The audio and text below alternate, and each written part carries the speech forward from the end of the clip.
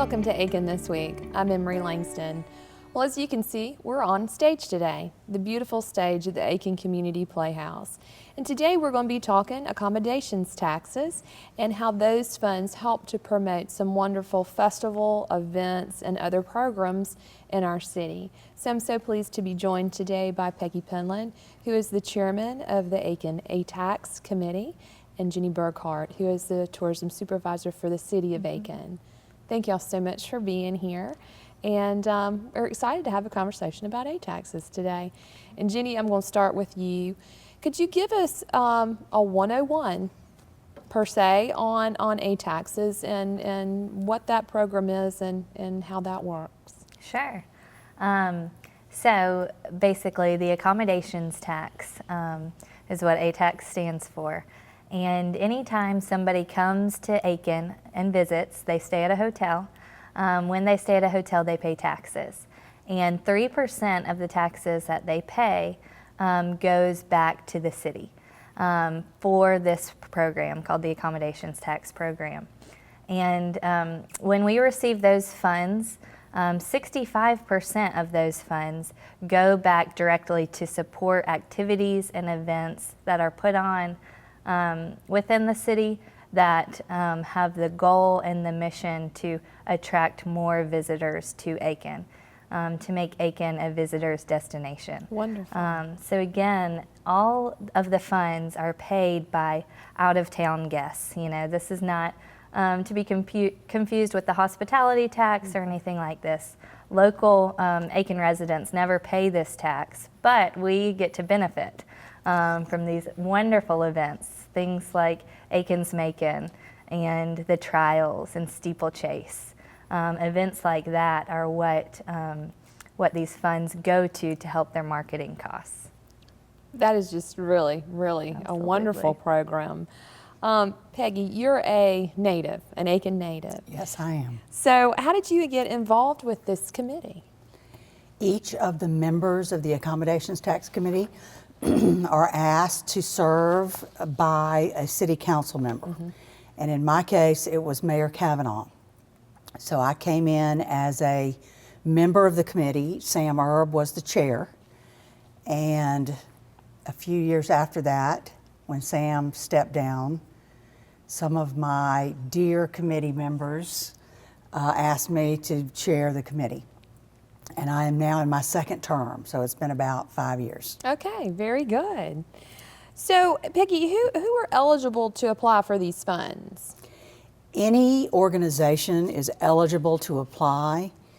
They need to be either a nonprofit organization or a government body, government entity.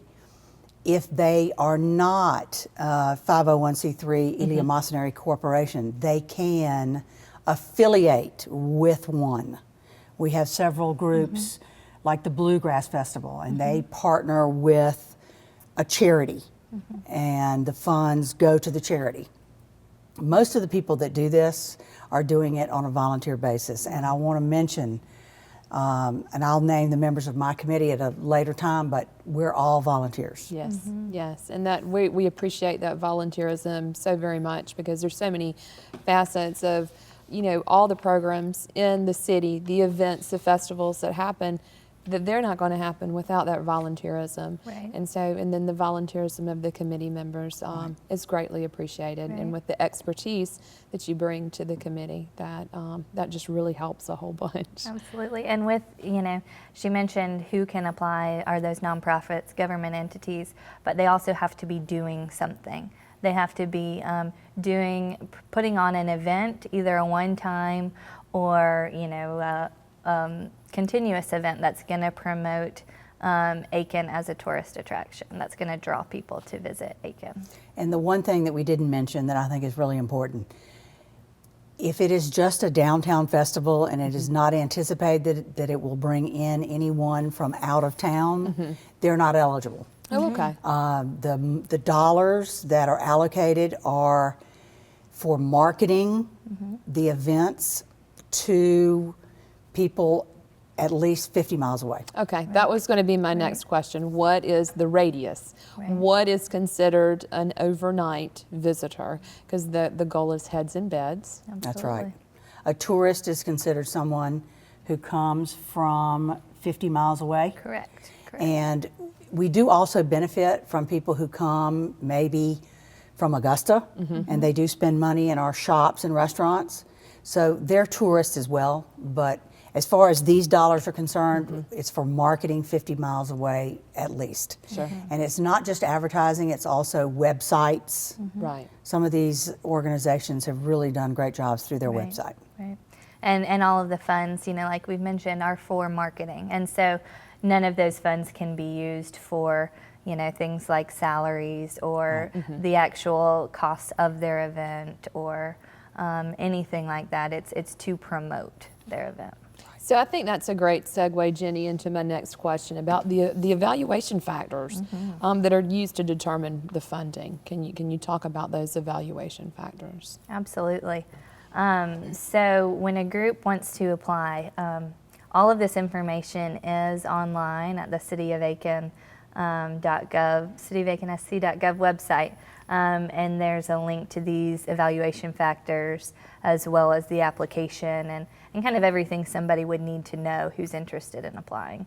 But what they're judged by is, how they completed their application. And, did they fill everything in? Did they give us enough information to know that they're really going to be able to put on an excellent event? Did they describe their project well? Did they have partnerships within the community? We see a lot of value when people work with other people, when people work with other entities and get other entities involved. And so the more partnerships they have, we know they're going to be successful, and we want to fund events that are going to be successful, that again are going to bring those tourists to Aiken.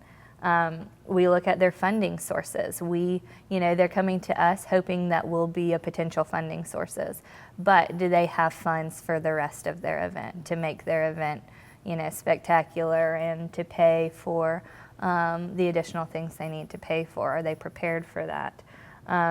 We look at their attendance. If they've done this in the past, have they brought out of town visitors in? Is this an event that was, well attended? Has it been growing? Do we see that it looks like it's going to continue to grow? And again, will it bring tourists in? Is this just a local event that we know? Typically if you host an event on a Wednesday afternoon, you're probably not going to get very many tourists.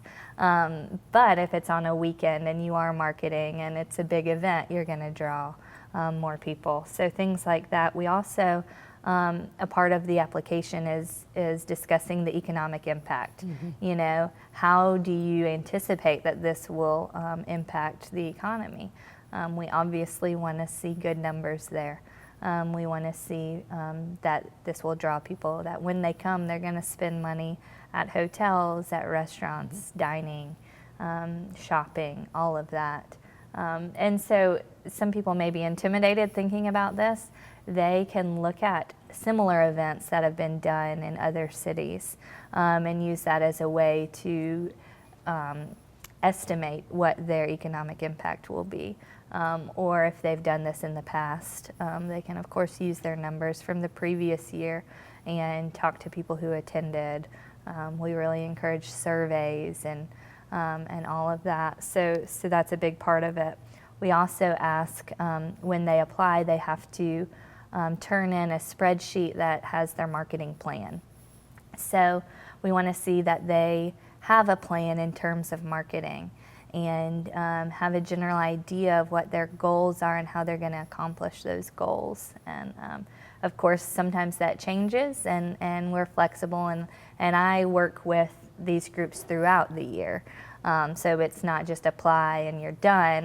It's a continuous conversation, relationship.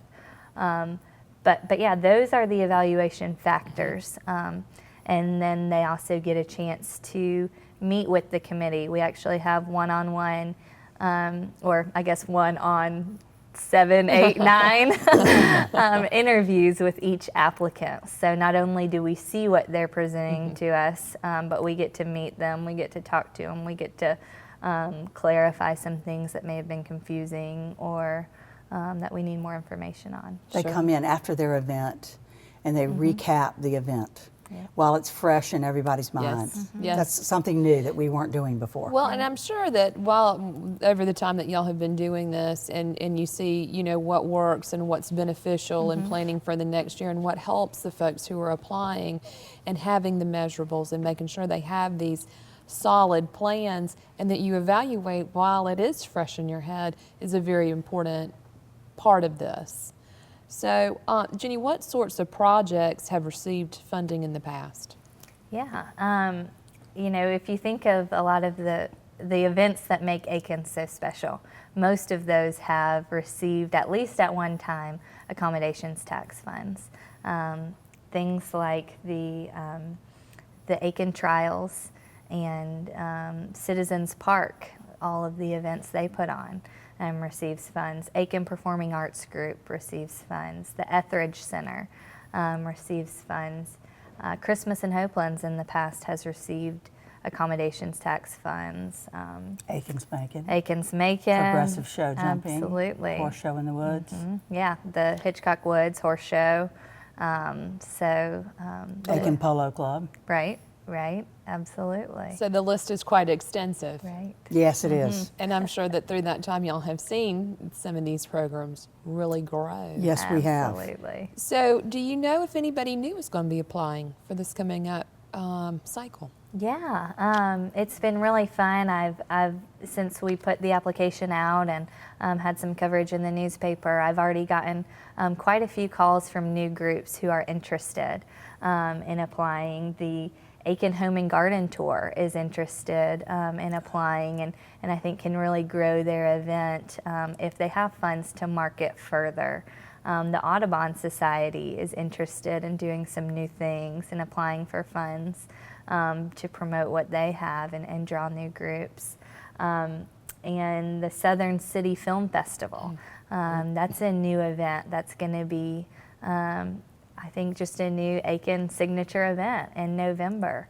They are going to apply, and so that's an event that will be a premier film festival that will be in Aiken for an entire weekend.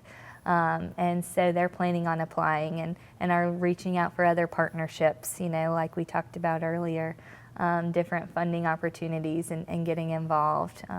They're also doing a summer film series at Citizens Park this summer, where they'll be showing outdoor films on some big screens out there. So yeah, this is going to be a good year, I think, for new groups and seeing new things that will be coming to Aiken. Well, the innovation just and the ideas that come, Absolutely. it doesn't cease to amaze me about the creativity and just the new things that come out in Aiken.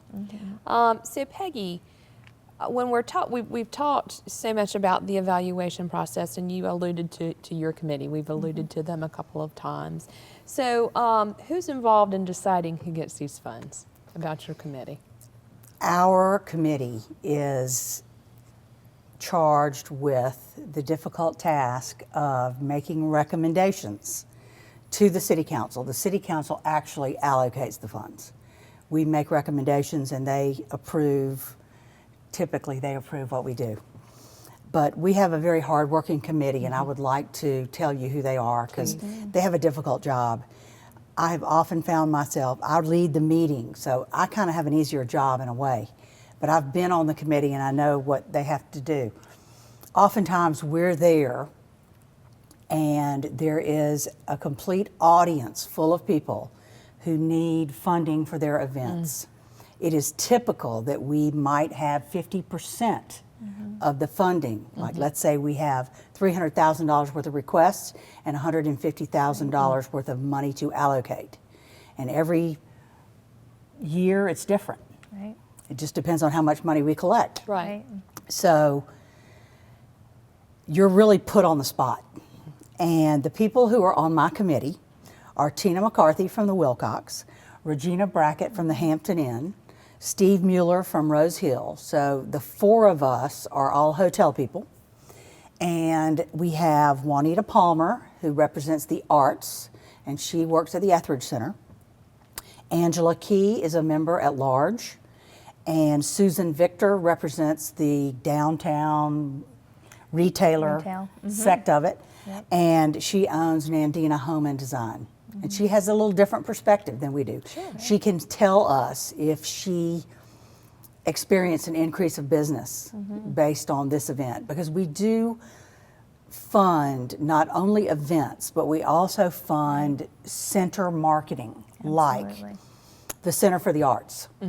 They have the Antiques in the Heart of Aiken, and we also fund their marketing for the year-round operation of their business. Right. Just like this APAG, the Performing Arts. In order to market their shows, Right.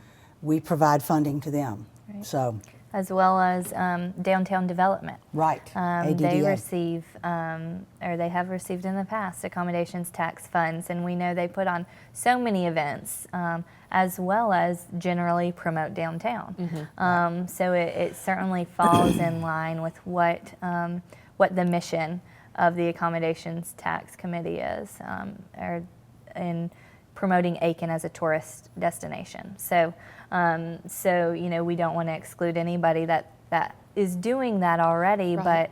but doesn't have one main event. There's Right. those other groups that can receive funds as well. Well, and I can only imagine that that would be so hard to have all these wonderful requests, and knowing that you have to whittle it down. And I think it is just, I'm so glad that you made the point of talking about what sector that your committee is comprised of, because it is a very balanced committee. It is. Knowing the different respective businesses or disciplines, for lack of a better term, that are represented on the committee to make sure that everything is fair and balanced. And it really makes sense to have people in the hotel industry to have some input as to where the funding is going to be used.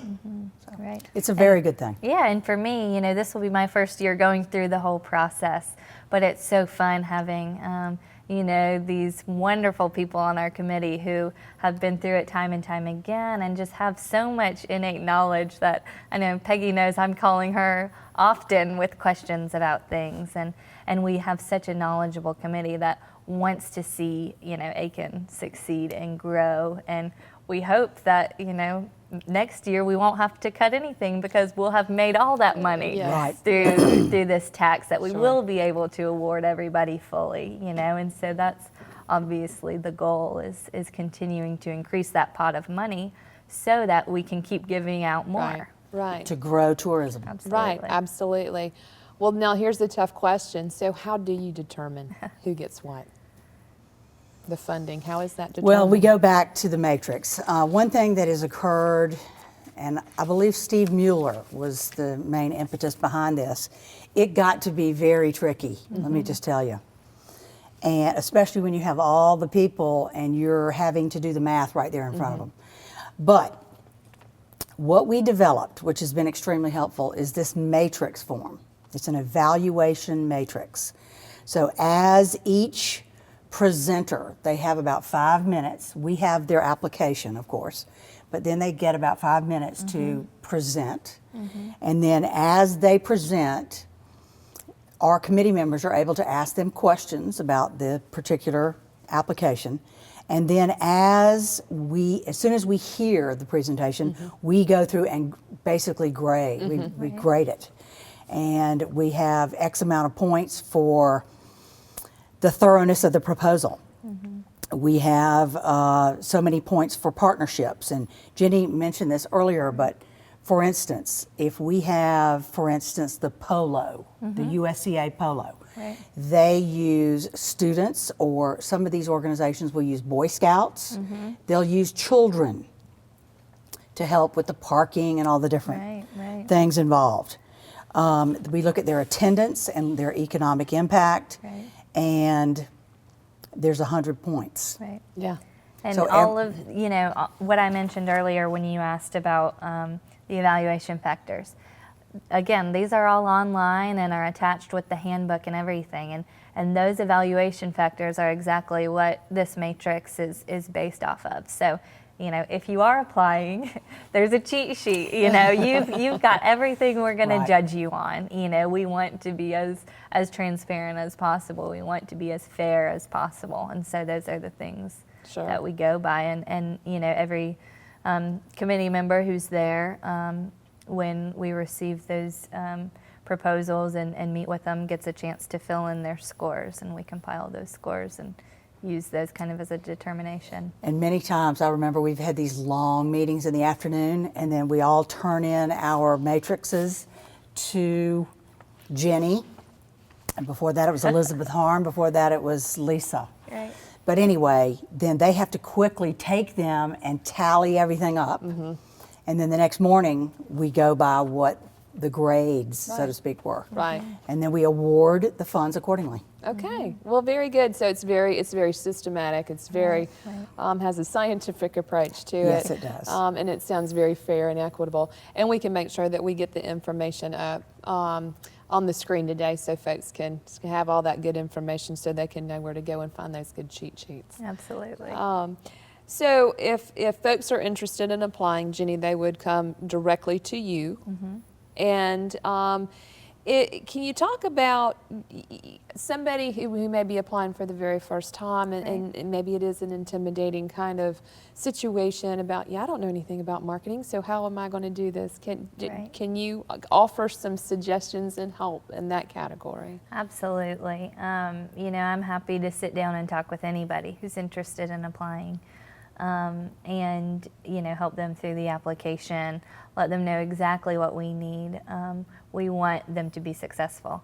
And so I have some tools, you know, some marketing tools available as well. And, you know, if they want to know who I've worked with, or, you know, who other groups may have had success with in terms of advertising, you know, I can give them those recommendations. Also, always give people a list of free resources. You know, we have the visitaikenSC.com calendar that we put all of the events on, and a list of other community calendars, and just a great resource of things we can give people.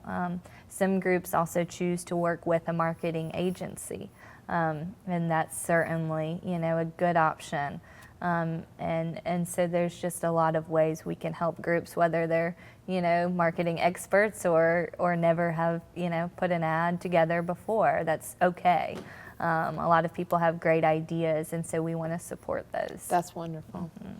Well, Peggy, throughout your tenure with the committee, and just being a native to Aiken, can you think of one or two success stories where you've really seen the event come to the committee and you've really see it just grow and blossom? Well, I tell you, one of the most powerful programs is a year-round program that Citizens Park puts on. And they started off with a $9,000 award, which generated 390 what we call room nights. Sure. And then, as of the last award, they received $14,000, but they generated almost 1,000 room nights. So that's triple. What an investment. Right. So, you know, every hotelier will tell you that the one thing that I really like about these tournaments is that they come at times when we are not busy. It's really challenging during the summer months in Aiken. So to have the soccer and the baseball is really, really helpful to sell your whole hotel out to these teams. Sure. And we've had good results with it.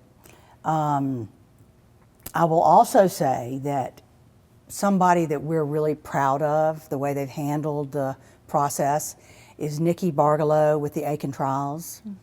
And I know they're having their growing pains at this moment in time, but Nikki came to us and she did not have any formal marketing program in place, and she took all the advice that we gave. You know, it's really hard sometimes for these groups to do the surveys that our committee members are so strong about their collecting. Right. So she did those surveys. She hired a marketing firm, the South Company, and they have really, really outdone themselves when it comes to the marketing piece. And we're very, very proud of Nikki and how she handled it. Another success is the Bluegrass Festival. The Bluegrass Festival used to take place right here on the polo field. And they had about 2,000 participants, and it has grown so much. They now have 9,000 people who come. Wow. And yes, they do have camping at their site, but we do get hotel reservations as well. So the Bluegrass Festival has now grown to 9,000 people, and Christian has done a really good job marketing that, and most of that is through their website.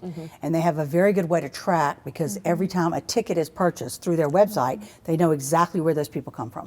That is wonderful, and to have those measurables and to know. I think it's, you know, just what a testament to this program, these just examples that you've given. I read somewhere where the director of South Carolina Recreation, Park and Tourism Department at the state level estimated last year, predicted last year, that 2015 was going to be a record year for the tourism industry. And I think that those numbers were confirmed today. And you know, this what a wonderful reinvestment into the community, a very cyclical program to reinvest those dollars to have even more of an economic impact to our great city. So, is there anything that we have not covered today that either of you would like to talk about? I think you've done a very good job. I think y'all have done a wonderful job. I would like to say, though, that I was really thrilled this morning to find out that as of January the 2nd, I believe it's an $18 billion a year economic impact of tourism. So it's an $18 billion industry. It's a clean industry. It doesn't put any pressure on our schools. It doesn't really cost us as taxpayers. So just like Jenny said in the beginning, we are so fortunate to live in a beautiful city that has all these events that we can enjoy, that we don't really have to pay for. I mean, yes, we might buy a ticket to the steeplechase, but other than that, there's a lot of out-of-town money that has gone into, and also the wonderful people who put these events on. They deserve a lot of credit. They sure do. They sure do, for putting on these wonderful programs that other people want to come to from out of town to help support. So, how fortunate are we to live in this wonderful city that supports so many wonderful facets of the arts and tourism and just some great opportunities that we have. Ladies, I can't thank you enough for being here today and giving us an education on how the Accommodations Tax Committee works and how the program works. And we look forward to lots of new applications and submissions in the upcoming year. Thanks so much for being here. And we thank you for being here for Aiken this week, and we'll see you next time.